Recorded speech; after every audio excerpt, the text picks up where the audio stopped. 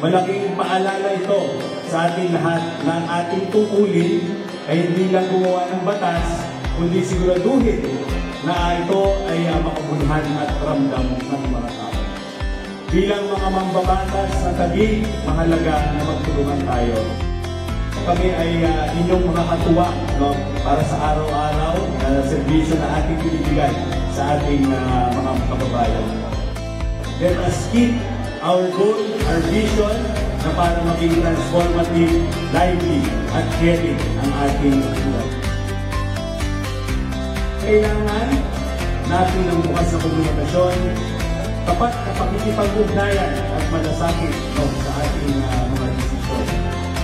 Naniniwala ko na kung sama-sama tayong ikilos, guided by honesty, integrity, and dedicated sa ating service, makakagawa tayo ng mga hakbang na magpapatibay sa ating lungsod at mag-iwan na magandang pamana sa susunod na henerasyon.